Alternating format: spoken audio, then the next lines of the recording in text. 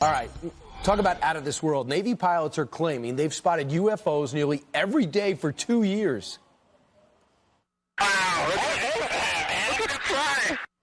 Wow. At first, the pilots reportedly thought these objects were a part of a top-secret drone program, but a near collision in 2014 changed their minds. Now our next guest is sounding off in a brand-new series on History Channel called Unidentified Inside America's UFO Investigation.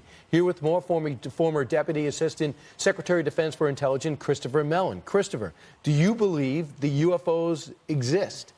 We know that UFOs exist. This is not no longer an issue. The Navy itself has publicly acknowledged the fact that they exist, and Navy pilots, active duty pilots, have gone on the record in the New York Times acknowledging the fact that they exist. So the issue now is, why are they here? Where are they coming from? And what is the technology behind these devices that we're observing? Are there indications that these unidentified flying objects are doing things that this world is not capable of? There are indications, actually. The Nimitz incident, a famous example of this, which was well documented by multiple radars, multiple pilots in broad daylight. That vehicle demonstrated speeds in excess of 5,000 miles an hour. It was able to hover 50 feet above the ocean after descending from above 80,000 feet. So the pilots who are observing these craft are absolutely mystified, and that comes through clearly in their public statements. They are frustrated. They feel as though something should be done. They're deeply frustrated, and that is the core of our show, Unidentified.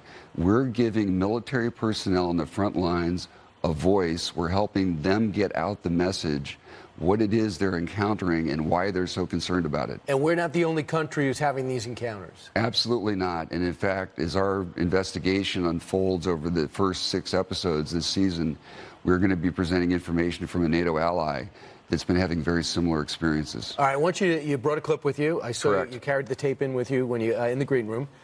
So here it is. The object the Navy pilot is tracking suddenly seems to get bigger. The object then appears to accelerate rapidly, disappearing off screen.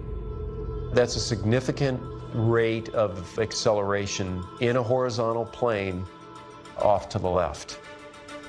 That's very fast. I have no idea what that thing is, and it's not acting like a aircraft. It's not acting like anything I've ever seen. Yeah. So that's been the story. The New York Times writes about it. You have a strong reputation and a big title and a huge resume. You're saying is actually happening. Has there been interaction being to being, human being to whatever these beings are? Not that I'm aware of. These are interactions between intelligently controlled vehicles that are highly sophisticated, that are operating in and around U.S. military facilities. And hence the concern. The pilot's concern are, one, there have been near mid-air collisions. There's a safety issue.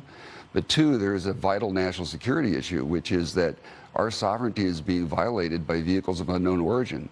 What's more responsible, announcing it and saying this is our problem, this is the video, or not announcing it? Let me mention in that regard that when Lou Elizondo, my colleague, was still in the Pentagon running the UFO investigation, I worked with him, introduced him to 2 individuals who are direct reports to General Mattis. We were unable to get that on the Secretary's agenda. Ultimately, Lou concluded and I concluded that the only way to make progress on this issue was from the outside, to take the information to the public and the Congress.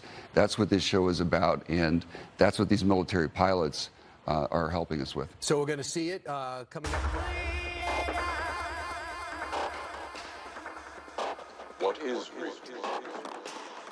How do you define real?